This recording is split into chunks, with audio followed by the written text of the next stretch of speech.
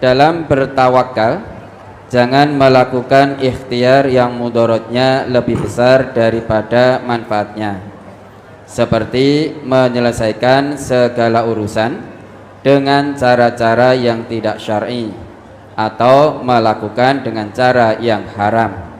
Misalnya, ketika seseorang ditimpa sakit yang berkepanjangan tidak kunjung sembuh, lantas karena bingungnya datang kepada dukun dan sejenisnya untuk menyembuhkan penyakitnya. Contoh lain, seorang istri yang menghadapi suatu masalah dengan suaminya seharusnya meminta pertolongan kepada Allah supaya diberikan jalan keluar yang terbaik dengan mengembalikan permasalahannya kepada Allah dan Rasul-Nya, yaitu bermusyawarah dengan pihak keluarga suami dan istri, bukan malah mencari pelarian dengan curhat atau menceritakan persoalan rumah tangganya dengan lelaki lain. Istri curhat sama pria lain membuat istri jatuh cinta pada pria itu, walaupun sekarang sudah tidak berhubungan dengan pria itu. Kepercayaanku ke istri jadi berkurang. Mohon tausiahnya biar saya sebagai suami percaya lagi terhadap istri saya, Ustaz. Lah panjenengan ora penak dijak curhat toh. Nah, sampai istri curhat dengan pria lain, bahkan sampai jatuh cinta, weting tresno jalaran saka kulino. Lah dulu hubungannya sejauh mana? Apakah hanya sebatas sekedar jatuh cinta atau hubungannya sejauh mana? Lah sekarang suami sedikit tergerus kepercayaannya kepada istri. Kalau memang suami sudah bisa menerima kembali dalam arti memaafkan, dan memang istri sudah betul-betul bertobat, menghentikan betul, sudah tidak berhubungan lagi, maka ya sudah, qad fata ma fata. Bantu istri untuk bertobat, yang lalu biarlah berlalu. Kalau memang sudah bisa memaafkan, tidak perlu diingat-ingat lagi. Ya sudah, ya sudah. Dengan demikian, insya Allah akan bisa kembali kepercayaannya. Lah istri kalau mendapatkan kepercayaan dari suami, jaga dengan baik kepercayaan ini. Istri yang baik menurut Allah itu yang seperti apa? Qanitatun hafidhatul lil ghaibi bima hafidallah. Itu istri yang senantiasa taat kepada Allah. Qanitat hafidhatul lil ghaibi, dan menjaga kehormatan diri serta rumah tangga ketika suami tidak ada di rumah. Bima hafidallah, karena Allah telah menjaga para istri. Bentuk penjagaan Allah terhadap para istri salah satunya, istri tidak berkewajiban mencari nafkah. Kalau istri tidak mencari nafkah, istri tidak berdosa. Yang punya kewajiban mencari nafkah adalah suami. Maka jika suami tidak mencari nafkah tanpa alasan yang dibenarkan oleh agama, dia berdosa. Ini salah satu bentuk Allah menjaga, melindungi betul para istri itu. Maka para istri ini hendaknya betul-betul menjaga diri dengan baik. kalau ada permasalahan dengan suami, bicarakan yang baik dengan suaminya. Jangan malah curhat pada laki-laki lain. Suami saya wis nganyel ke tenan kok.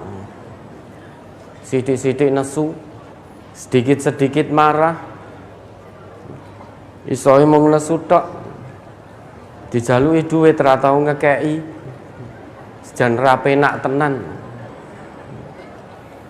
Ngopo kok ya dhisik aku gelem. Nah, laki-laki lain tadi diajak curhat, alah lanangan kaya ngono kok ya mbok gelem itu ya. Laki-laki seperti itu kok kowe ya gelem. Jane kowe iki ngimpi apa? Lah dhisik wegah karo aku. Dulu ndak mau dengan saya, coba kamu mau dengan saya. Akhirnya terjadi hubungan yang sangat dilaknat oleh Allah. Maka kalau ada permasalahan dengan suami, bicarakan yang baik. Kalau perlu, kirim juru damai dari keluarga suami dan dari keluarga istri. Coba dibuka kembali itu Quran surat An-Nisa ayat 35. Wa in khiftum shiqaqa bainihima fab'atsu hakaman min ahlihi wa hakaman min ahliha yurida islahan yuwaffiqillah bainahuma.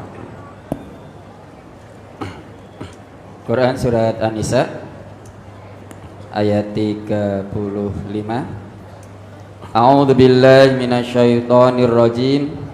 Wa in khiftum shiqaqa bainihima fab'atsu hakaman min ahlihi wa hakaman min ahliha yurida islahan yuwaffiqillahu bainahuma innallaha kana aliman khabira.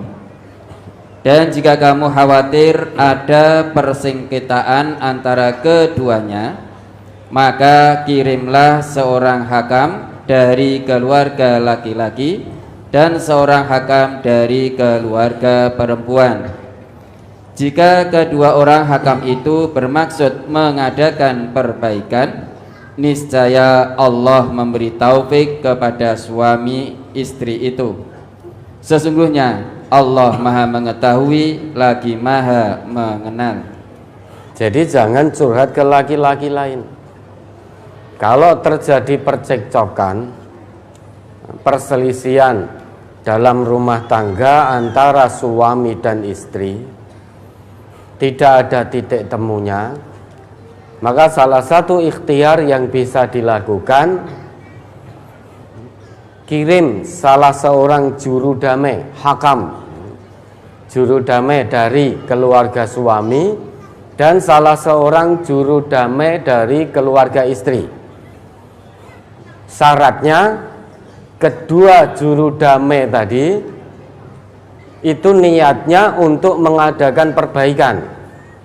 Iyurida islaha.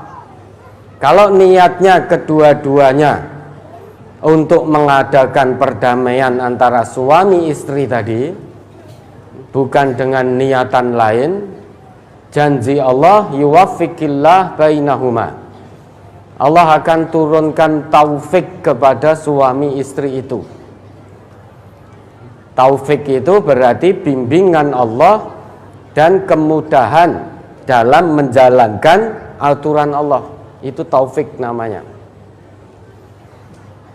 Namun jika kedua juru damai tadi yang dari keluarga suami bela laki-lakinya, dari keluarga istri bela perempuannya, maka bukan perdamaian yang didapat.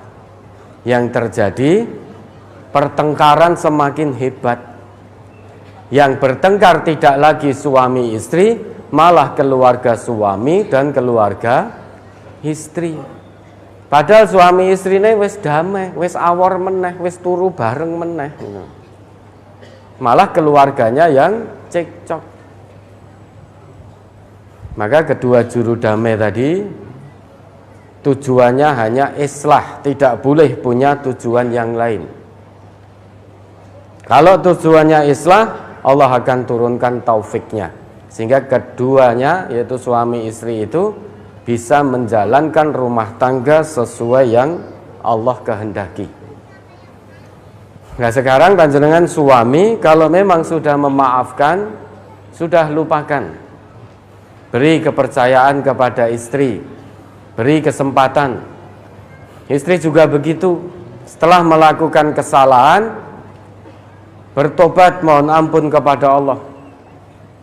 Dan sekarang suami kembali memberi kepercayaan, maka jaga dengan baik kepercayaan itu, jangan disia-siakan lagi. Ini tidak betul. Punya masalah kok malah curhatnya dengan laki-laki lain. Dilihat dari sudut pandang manapun, lebih-lebih dari sudut pandang agama, ini salah besar. Kalau sampai terjadi hubungan yang sangat dilaknat oleh Allah, itu namanya perempuan itu, istri itu sudah khabisat, perempuan yang kotor, perempuan yang keji.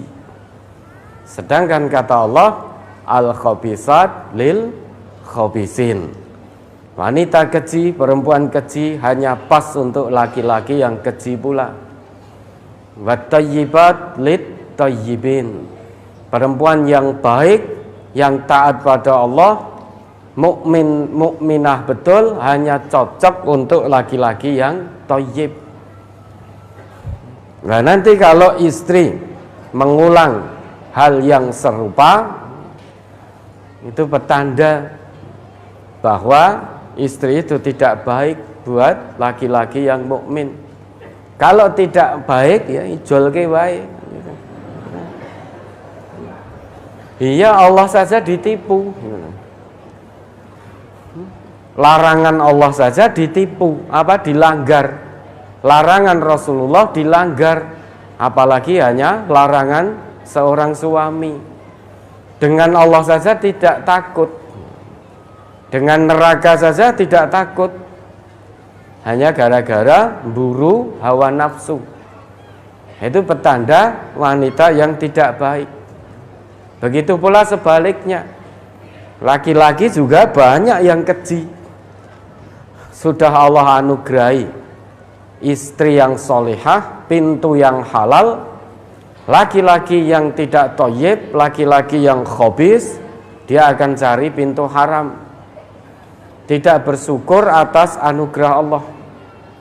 Istrinya solihah betul, taat betul, taat pada Allah, agamanya baik, tidak pernah menyelisih suami, selalu ikut apa yang menjadi perintah suami selama tidak maksiat.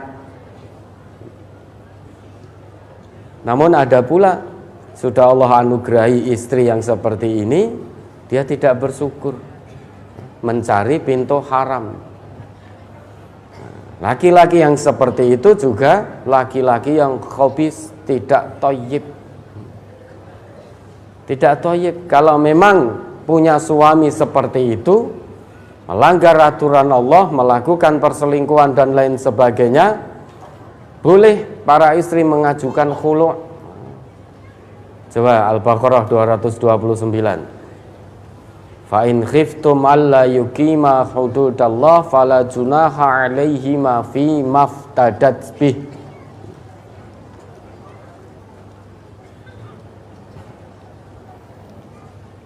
Surat Al-Baqarah surat kedua ayat 229. At-talaqu marratan fa imsakum bima'rufin aw tasrihum bi ihsan wa la yahillu lakum an ta'khudhu mimma ataitumuhunna syai'an illa ay yakhafa alla yuqima hududallah fa in khiftum alla yuqima hududallahi fala junaha alaihima fi maftadat bih tilka hududullahi fala ta'taduha wa man yata'adda hududallahi fa ulaika humuz zalimun. Tolak yang dapat dirujuki itu 2 kali. Setelah itu boleh rujuk lagi dengan cara yang ma'ruf atau menceraikan dengan cara yang baik. Tidak halal bagi kamu mengambil kembali dari sesuatu yang telah kamu berikan kepada mereka, kecuali kalau keduanya khawatir tidak akan dapat menjalankan hukum-hukum Allah. Jika kamu khawatir bahwa keduanya, yakni suami istri, tidak dapat menjalankan hukum-hukum Allah, maka tidak ada dosa atas keduanya tentang bayaran yang diberikan oleh istri untuk menebus dirinya. Itulah hukum-hukum Allah, maka janganlah kamu melanggarnya. Barang siapa yang melanggar hukum-hukum Allah, mereka itulah orang-orang yang zalim. Ada notnya tidak itu? Ada, Ustaz. Ayat inilah yang menjadi dasar hukum khulu dan penerimaan iwat khulu, yaitu saya ulangi. Ayat itulah yang menjadi dasar hukum khulu dan penerimaan iwat. Khulu yaitu permintaan cerai kepada suami dengan pembayaran yang disebut iwat. Ya dah. Jadi kalau ibu-ibu punya suami gaweane mau selingkuh, ora sholat, suka judi dan lain sebagainya, minta cerai saja. Minta cerai. Kenapa? Suami yang seperti itu tidak baik. Maka boleh khulu'. Khulu' itu permintaan seorang istri agar dicerai suami dengan membayar iwat atau tebusan. Misalkan mengembalikan mahar yang dulu diberikan oleh suami. Ini tidak dosa daripada punya suami yang senantiasa melanggar ketentuan Allah. Berarti dalam rumah tangga itu hukum-hukum Allah tidak bisa tegak dalam rumah tangga. Rumah tangga yang jauh dari hukum Allah, jauh dari petunjuk Allah, pasti tidak akan baik-baik saja. Akan selalu ada masalah terus. Allah saja diabaikan. Itu khulu. Dulu pernah ada istrinya Sabit bin Qais bin Syammas pernah datang kepada Nabi. Ani bin Abbas annamra'ata Sabit ibni Qais ibni Syammas atatin Nabiya sallallahu alaihi wasallam. Dulu istrinya Sabit bin Qais pernah datang kepada Nabi dengan mengatakan, ya Rasulullah, Sabit ibnu Qais ma'atibu alaihi fi khuluqin waladinin. Sabit bin Qais, aku tidak mencela akhlak dan agamanya. Ini istrinya Sabit yang ngomong kepada Nabi. Walakinni akrahul kufra fil Islam. Tetapi aku benci kekufuran dalam Islam. Artinya Sabit tidak bisa menjalankan kewajibannya sebagai seorang suami. Maka di situ ada kekufuran. Karena kewajiban seorang suami itu adalah hak istri. Begitu pula sebaliknya. Kalau salah satu di antara keduanya tidak menjalankan kewajibannya dengan baik, berarti ada kekufuran, menutup kebenaran. Istrinya Sabit tidak suka, dalam arti benci. Terjadi penutupan kebenaran dalam Islam. Maka Nabi bersabda kepada istrinya Sabit tadi, Ataruddina alaihi hadiqatahu, apakah kamu mau mengembalikan kebunnya? Istrinya langsung jawab, na'am, mau wahai Rasulullah. Kemudian Nabi bersabda pada Sabit bin Qais, iqbalil hadiqah wa talliqha tatliqah. Terima kebunmu dan ceraikan, talak istrimu dengan talak satu. Ini berarti khulu, karena istrinya khawatir tidak bisa tegak hukum-hukum Allah dalam rumah tangga. Maka datang kepada Nabi mengatakan itu, kemudian diperintah oleh Nabi untuk mengembalikan mahar sebagai iwat, tebusan dirinya. Ini tidak berdosa. Karena hukum Allah, ketentuan agama tidak bisa tegak dalam rumah tangga itu. Kalau tidak bisa tegak, mustahil sakinah mawaddah warahmah, itu mustahil.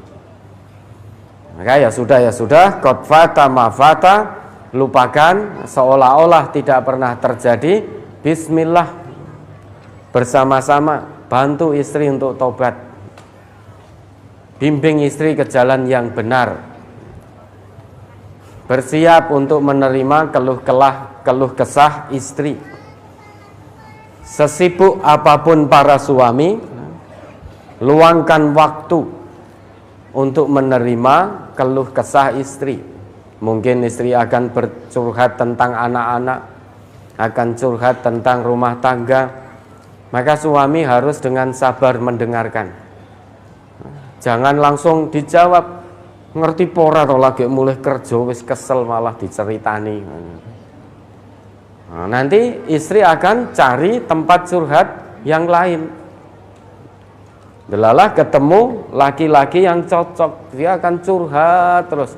Bahkan keburukan suami juga disampaikan.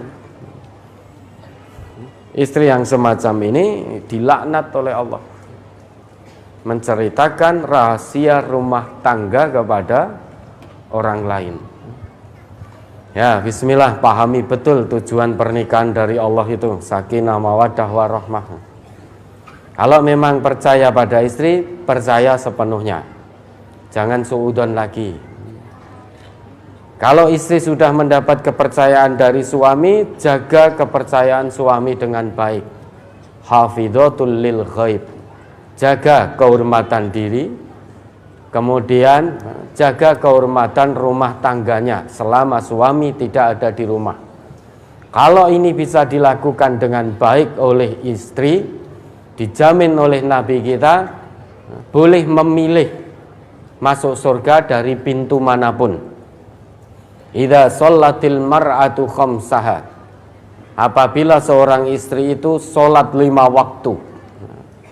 Sholat 5 waktu di saat suci, sholat 5 waktu. Wa shamat syahroha, puasa di bulan Ramadan. Wa hassonat farjaha, menjaga kemaluannya, tidak diumbar ke sana kemari. Wa ta'at ba'laha, taat pada suaminya. 4 hal ini, yaitu sholat 5 waktu, puasa Ramadan, menjaga kemaluan, kemudian mentaati suami selama suami tidak mengajak maksiat. Jika itu dilakukan dengan baik oleh istri, jaminan dari Nabi kita, dakhalat min ayyi abwabil jannah sya'at, maka dia akan masuk surga dari pintu manapun yang dia sukai. Terserah istri mau masuk dari pintu manapun, dengan catatan 4 hal tadi dilaksanakan dengan baik. Dan dalam riwayat lain, Nabi kita bersabda, ayyumam ra'atin matat wa zawjuha anha radin dakhalatil jannah. Siapapun istri yang meninggal dunia sedangkan suami ridho kepada istrinya, maka dijamin oleh Nabi istri tersebut akan masuk surga. Maka lakukan dengan baik 4 hal tadi, jaminannya dari Nabi surga, masuk dari pintu manapun yang ibu-ibu kehendaki. Ya, ada lagi.